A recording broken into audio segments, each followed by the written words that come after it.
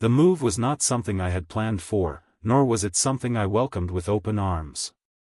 It felt more like being uprooted than relocated, like someone had grabbed my life by the base and pulled it out of the ground, soil and all. One day I was living in our cramped but familiar apartment, walls stained with memories, floorboards that creaked with the weight of every step, and the next, I was sitting in the passenger seat of my mom's car, watching the skyline shift into rows of manicured houses and tree-lined streets. The destination was a large two-story house with freshly painted shutters and a lawn that looked like it had never known a weed. The kind of house people passed by and assumed happiness lived inside. My mother had married again, a decision made quickly and with a kind of desperation that she never quite admitted to. Her new husband, Alan, seemed stable. He owned a construction company, wore button-up shirts even on weekends, and had a voice that made everything sound final. He had a son from a previous marriage, Derek, who was older than me and already in college. They lived alone in this house until we arrived, and it was painfully obvious that we were intruding on something already established and well-maintained. The first thing I noticed when we stepped into the house was how clean it smelled. Not just clean, but aggressively so, like someone had gone to great lengths to erase any trace of imperfection. Everything looked like it belonged in a catalog: white walls, polished floors, neutral furniture. It was beautiful, objectively, but sterile. Cold. Like a place meant to be looked at but not lived in. My mom seemed impressed, even a little enchanted. I, on the other hand, felt like a guest the moment I stepped over the threshold. My new room was upstairs at the end of the hallway. It was technically bigger than the one I had back in the apartment, with a large window that overlooked the backyard. The walls were light gray, the carpet soft and new. A bed had been made up with crisp, unfamiliar sheets, and a desk sat untouched in the corner. There was no sign of life, no warmth. It felt like a showroom set up for a client who never arrived. I placed my duffel bag on the bed and stood there for a while, taking it all in. I felt displaced, like I was trying to fit into someone else's outline. Unpacking was mechanical.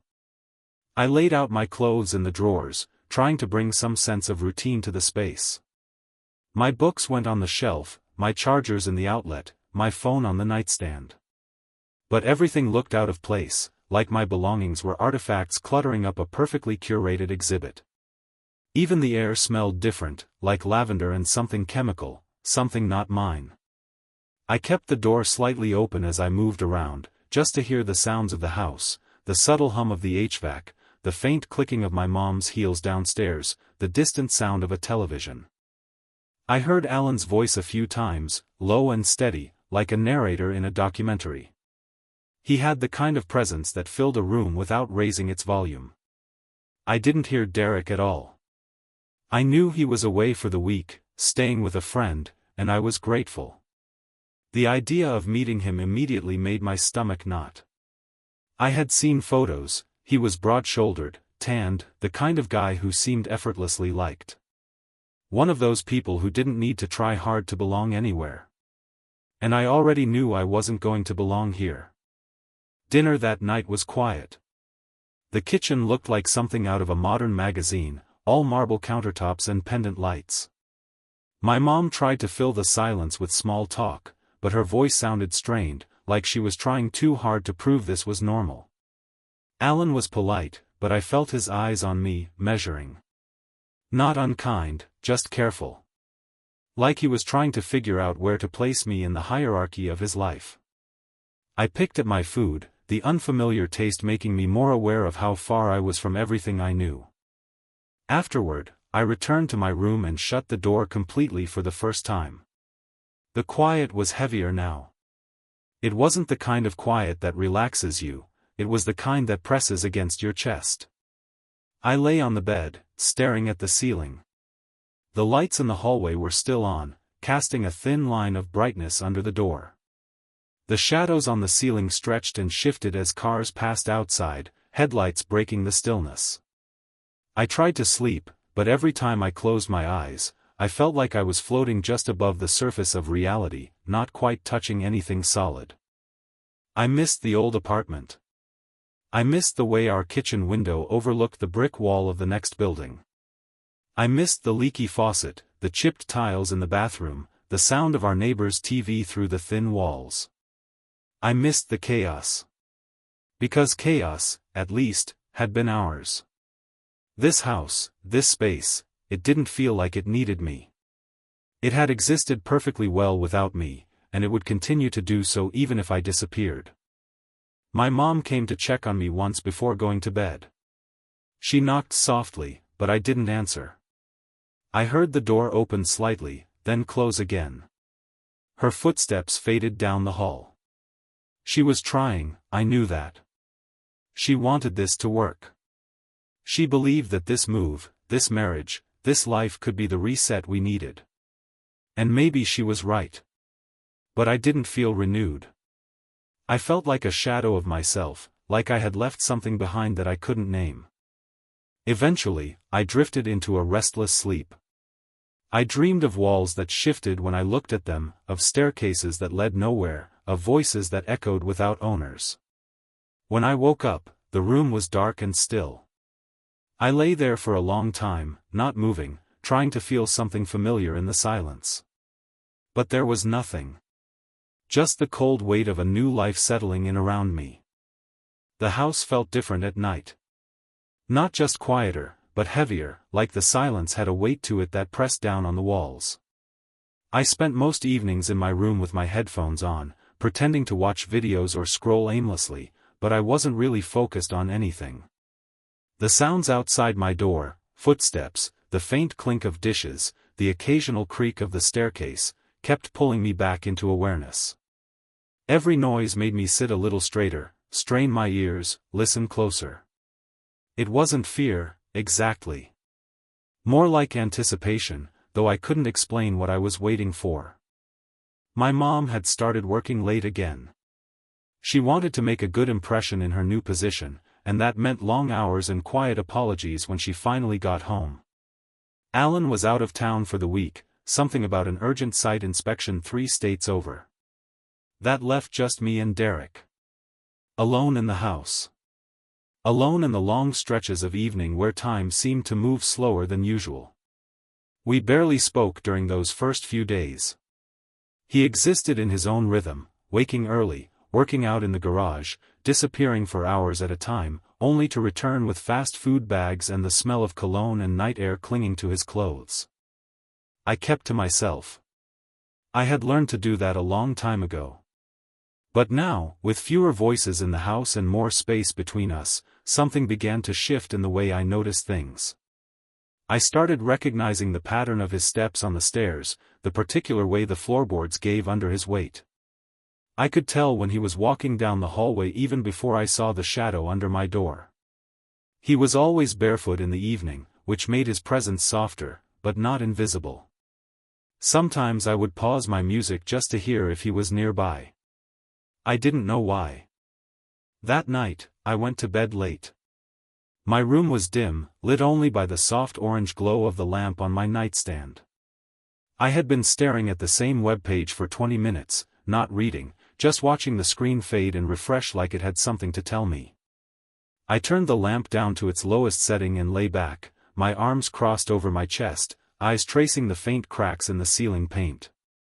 The air felt still, like the house was holding its breath. Outside, the wind pressed gently against the windows, and somewhere in the distance, a dog barked once and fell silent. I didn't hear the door open. That's what unsettled me. One moment the room was mine, still, untouched, private, and the next, I felt the shift. Like a change in pressure. The sense of another body occupying the same air. I turned my head slowly and saw the door. Open. Just slightly. The hallway light stretched into the room in a narrow beam, cutting across the carpet and touching the corner of my bed. He was standing there. Derek. Half in shadow, half in light, his frame filling the space without saying a word. He didn't move. He just stood there, his eyes fixed on something I couldn't name. I didn't speak. My breath caught in my chest, not out of fear, but from something else. A question without form. I waited. He stepped forward, slow and quiet, closing the door behind him with a sound so soft it might have been imagined. The room dimmed again, the hallway light gone, only the low glow of my lamp remaining. He didn't come all the way in. Just a few steps. Enough to feel closer than he should have been. My skin tightened. Every muscle in my body went still. He didn't speak, didn't gesture, didn't explain. He stood at the edge of the bed and looked at me, and I looked back. It felt like time had slowed, stretched thin between us, suspended in the charged silence. My heart was pounding, not in panic, but in a rising, trembling awareness that something had shifted between us. He didn't touch me. He didn't need to. His presence alone was enough to disturb the boundaries I had drawn around myself. I could feel the air thickening between us, a quiet energy that made it hard to think clearly. Eventually, he sat down, not on the bed, but on the floor beside it, his back resting against the mattress. His shoulders were relaxed, and his head tilted slightly, as if he were listening to something I couldn't hear. The nearness of him made my body tense, not out of fear but confusion. I couldn't make sense of what was happening. He wasn't threatening. He wasn't kind. He was just there. Close enough to feel the warmth of his skin, to hear the soft rhythm of his breathing. It was too much and not enough all at once. We stayed like that for a while. Not moving. Not speaking. Just existing in the same space, letting the silence fill in the gaps. My mind raced, looping through 1,000 questions I didn't dare voice. Why was he here? What did he want? Did he know what this meant? Did I? I didn't have any answers. Only the sharp edge of awareness that something had begun. Something I couldn't control. Then, just as quietly as he came, he stood up. I didn't follow his movements with my eyes. I kept staring at the ceiling, pretending not to feel every shift in the mattress, every breath he took before walking away. He left the door half open behind him, and the hallway light returned in that narrow beam. I listened to his footsteps retreat down the hall, soft and unhurried, like he hadn't disturbed anything at all. But everything inside me felt disturbed. My thoughts wouldn't settle. My heartbeat remained high long after he was gone. I didn't know what to make of what had just happened. Nothing had been said. Nothing had been done. But something had changed. A signal had been sent, whether intentionally or not. And now, all I could do was lie there, staring at the glow of the hallway light, wondering what would happen next. I didn't sleep that night. I closed my eyes, but my mind refused to shut down. I kept thinking about the way he moved, the way the air shifted when he entered the room, the way he sat so close without saying a word. I tried to convince myself it was nothing. That I had imagined the meaning. That I was projecting. But deep down, I knew better. I knew myself well enough to recognize the difference between confusion and connection. And whatever this was, it had started. Quietly. Subtly. But undeniably. Something had shifted after that night, though nothing visible had changed. We never spoke about it, never acknowledged that he entered my room and sat so close in the dark. But the air between us felt heavier now, as if that silence we had shared had left behind a trace, something invisible but impossible to ignore. I found myself more attuned to his presence, like my senses had been recalibrated without permission. I could feel when he entered a room, even if I wasn't looking. I noticed the way the floor creaked differently beneath his steps, the rhythm of his movements down the hallway, the subtle sound of him clearing his throat when no one else was around. I began to anticipate him without meaning to. It wasn't conscious at first, more like an involuntary reaction, the way your body tenses before a storm. I would be in the kitchen pouring a glass of water, and suddenly I'd pause, heart racing, seconds before I heard his footsteps approaching. If I passed him on the stairs, my breath would hitch. My skin would react before my thoughts caught up. A flush would rise to my cheeks from nothing more than his nearness. He didn't touch me again. He didn't have to. The memory of that moment, him in my room, our silence shared like a secret, was enough to make every encounter feel loaded, like something unspoken hovered between us. He started appearing more frequently, not in a way that could be called intentional, but with a consistency that made me wonder. I would be in the living room, and he'd sit at the other end of the couch, scrolling through his phone, barely acknowledging me. But his body would shift ever so slightly in my direction. I'd glance over and catch him already looking, his eyes sharp, unreadable, before he looked away. It wasn't hostility. It wasn't even interest in the traditional sense. It was something more elusive, a presence that wrapped itself around the ordinary and made it feel charged. There were moments when he moved too close.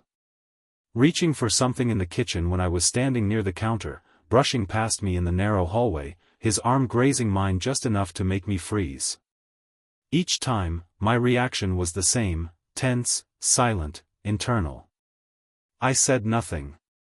I did nothing. But I felt everything.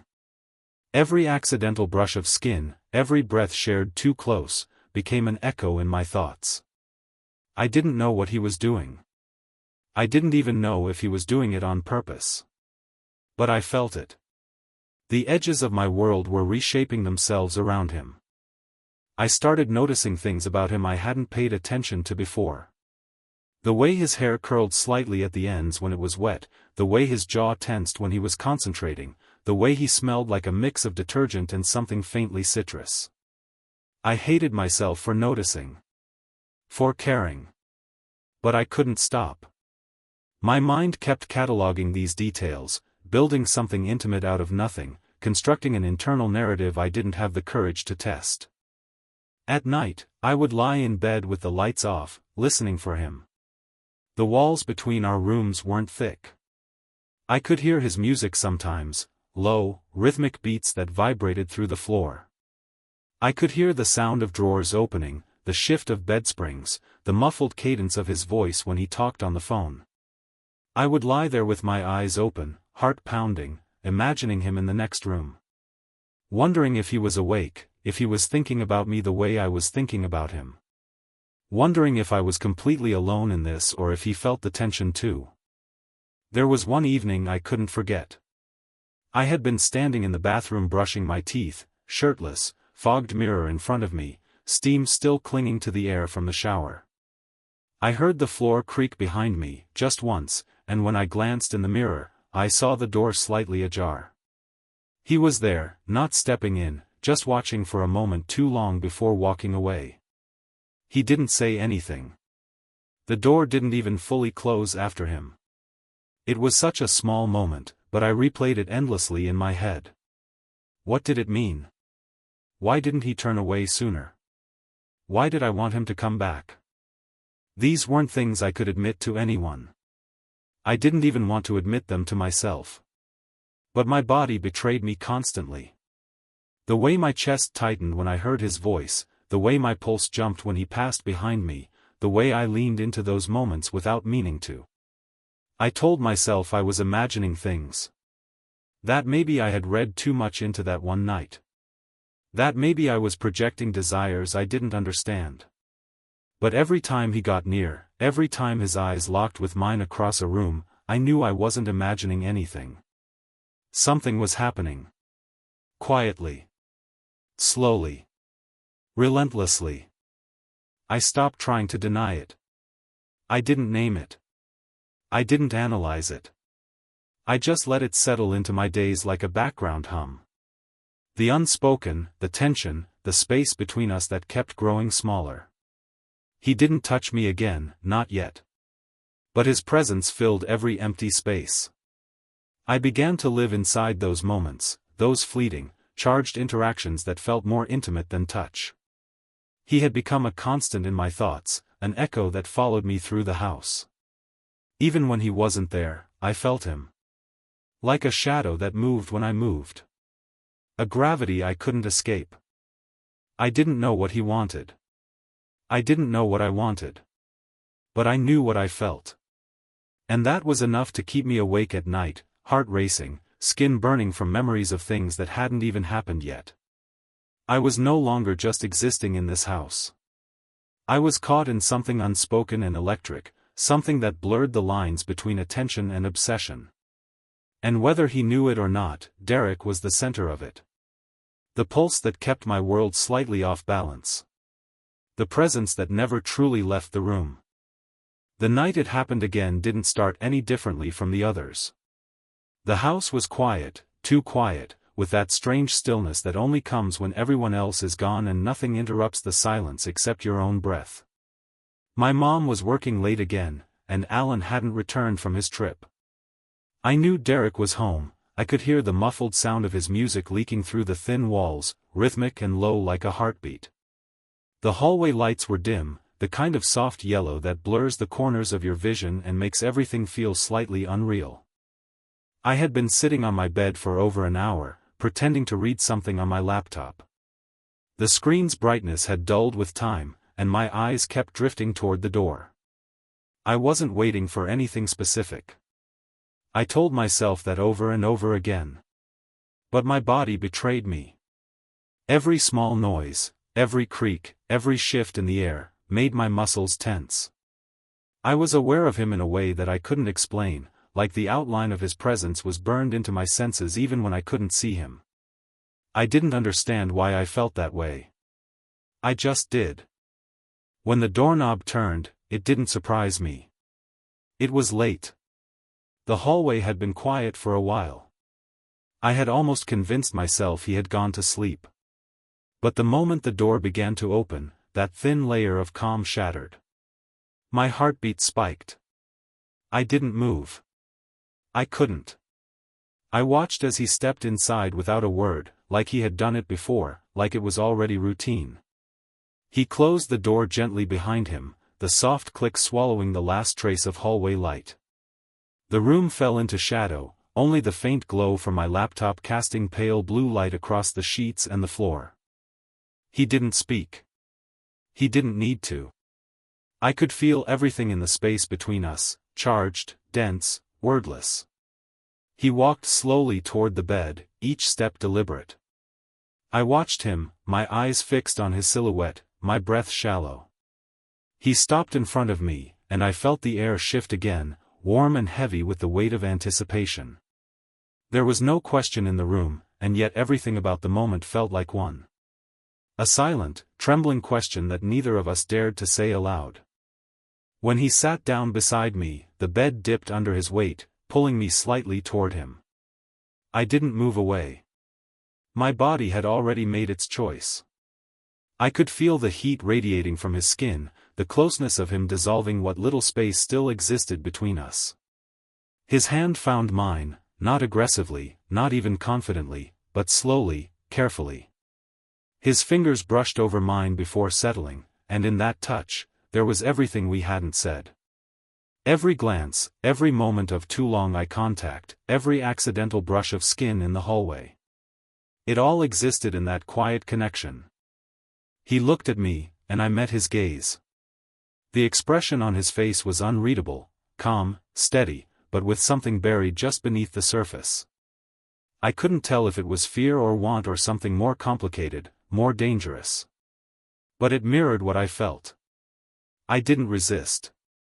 I didn't pull away. I didn't ask him why he was here or what he wanted. I already knew.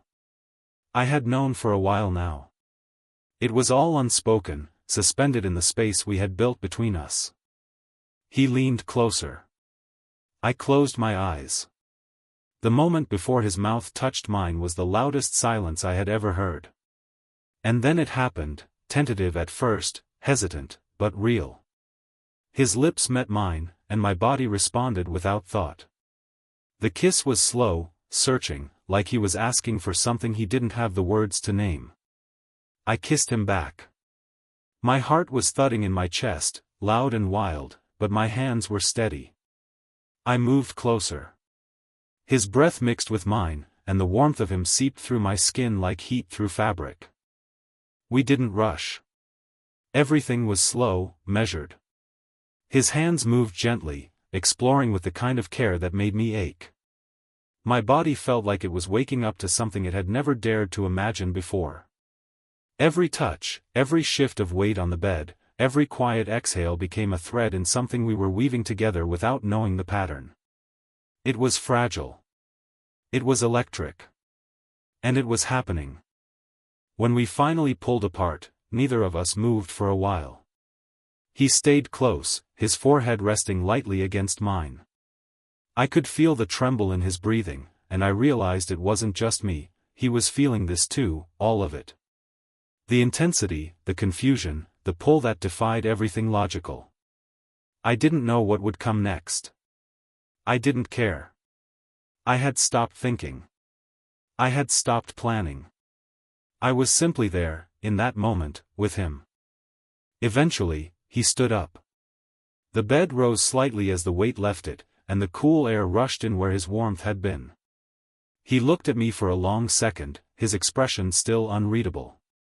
Then he turned and left the room as quietly as he had come.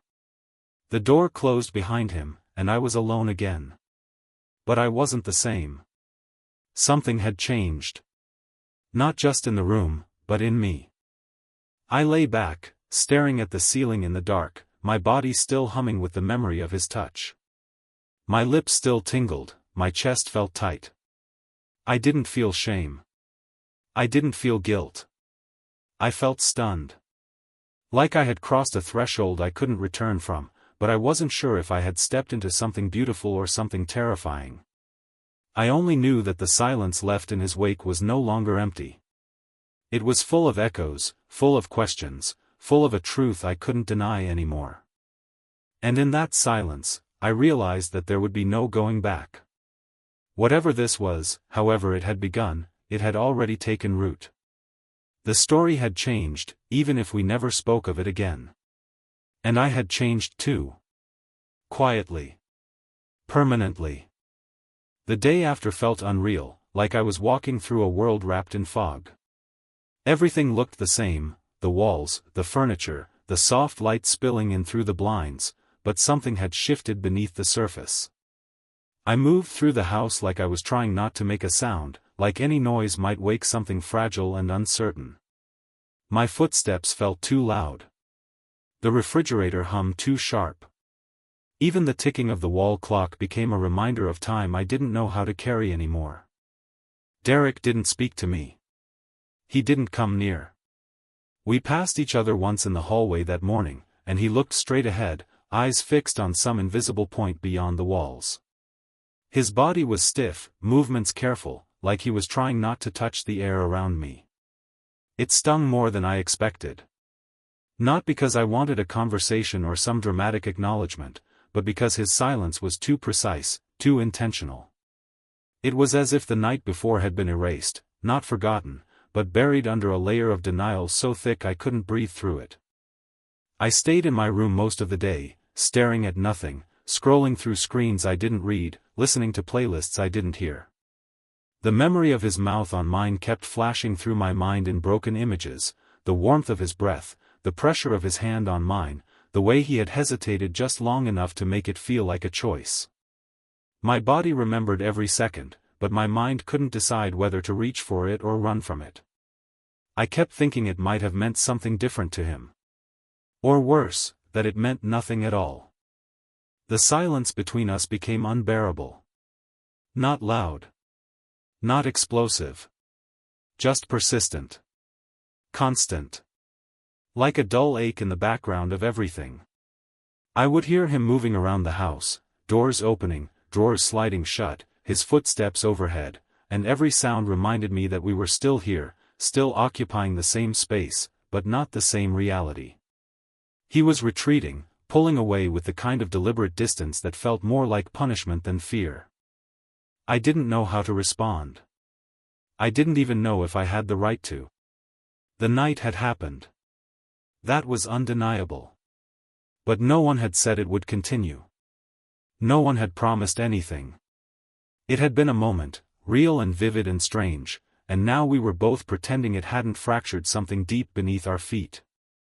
At dinner, we sat across from each other at the table while my mom talked about work, her hands moving in wide, animated gestures.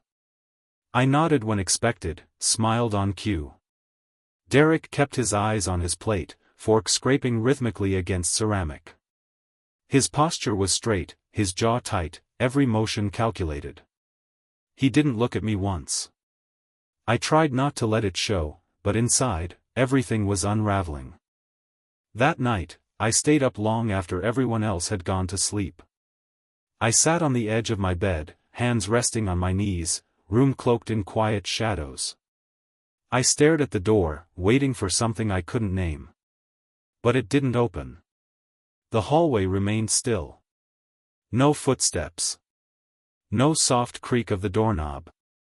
Just the hum of electricity in the walls and the slow thud of my heartbeat in my ears. The space that had once felt charged with possibility now felt hollow, like an echo chamber for doubt. I didn't know what I wanted anymore. I thought I wanted him to come back, to sit beside me in the dark like before.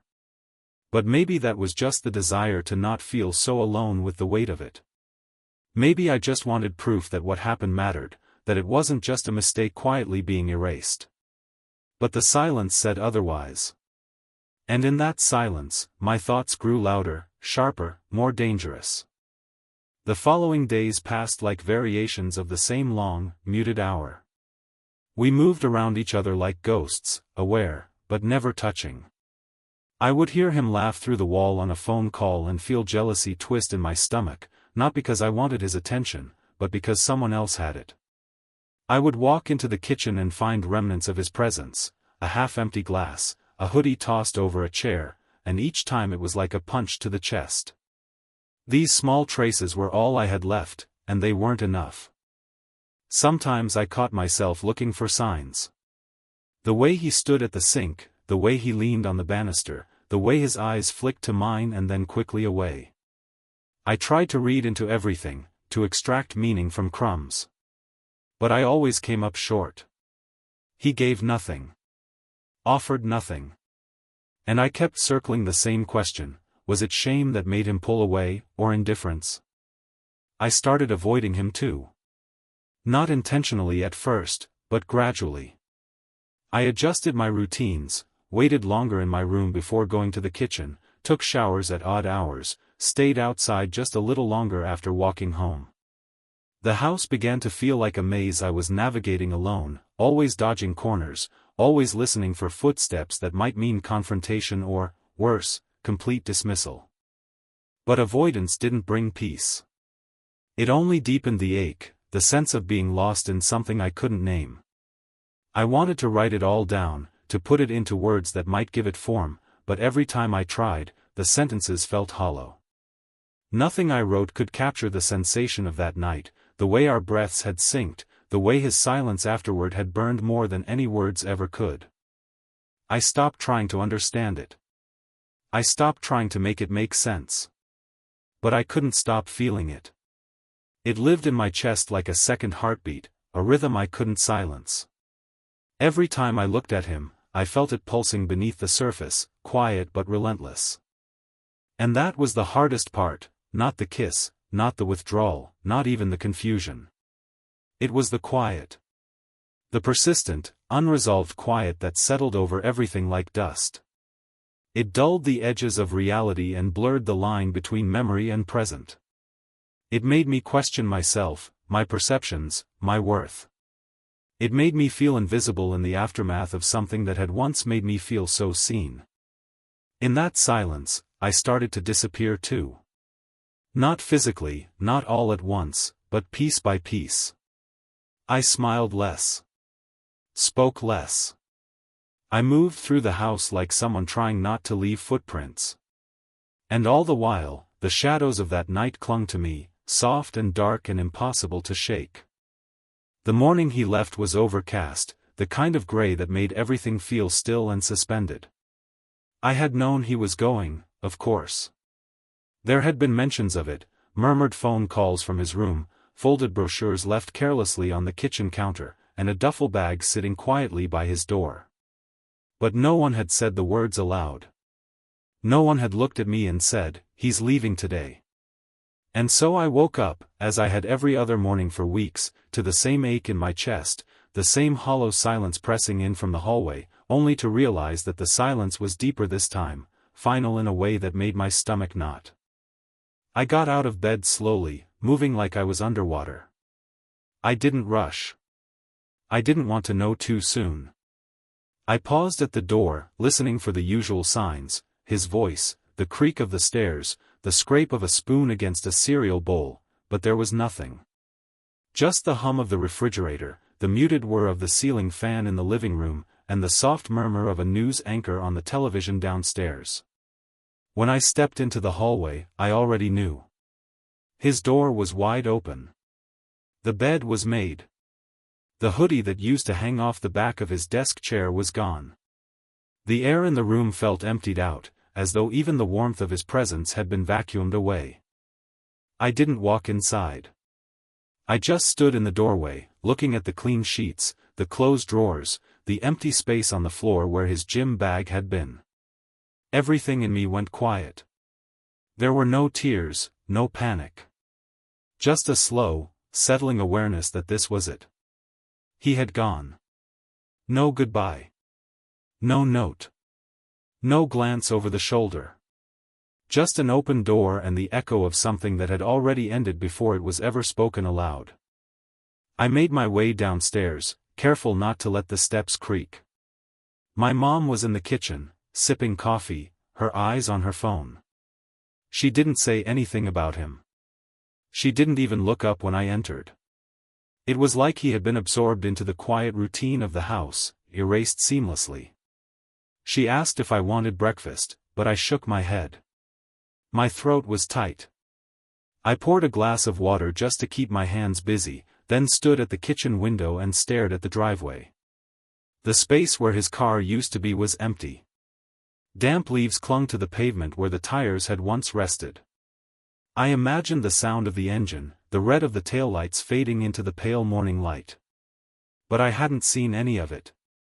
I had missed the moment, or maybe he had taken care to leave before I could witness it. The rest of the day dragged. My mom kept herself occupied with chores, laundry, cleaning out the fridge, folding towels with too much energy. I stayed mostly in my room, though the walls felt too tight, too full of memory. I sat on the bed and stared at the ceiling, trying to piece together the fragments of the past few weeks. It didn't feel real anymore. Like it had all taken place in a dream too vivid to be dismissed but too fragile to survive the daylight. I thought about the way he had looked at me that night, the way his hand had held mine, the weight of him beside me in the dark. And I thought about the way he had pulled away afterward, how the silence had widened like a crack that just kept growing. And now, he was gone, and that crack had split everything in two. I kept replaying moments in my head. Wondering if there had been signs. Wondering if I had missed the last chance to say something, to ask something, to stop something from ending the way it did. But the truth was, there had never been space for that kind of clarity. What we shared had lived in the in-between, between words, between stares, between steps taken and not taken. It had never been defined, never been named, and so it had no ending that I could mark.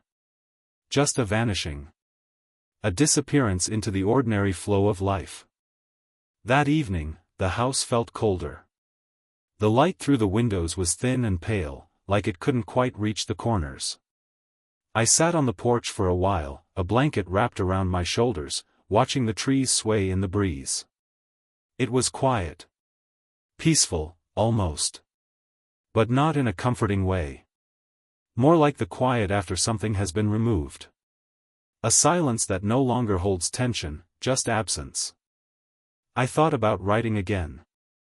I had stopped for a while, unable to find the words. But now they were starting to form, quietly, at the back of my mind. Not to describe him. Not to relive the night. But to give shape to the space he had left behind. I didn't know what I would write. Only that I needed to.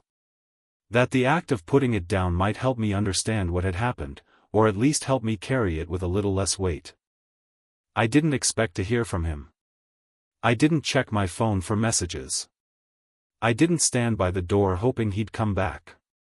I knew better. Whatever we had shared had been real in its own way, but it had also been fragile, undefined, and unsustainable. Maybe he couldn't handle what it meant. Maybe I couldn't either. Maybe we had both been too afraid to ask the question out loud.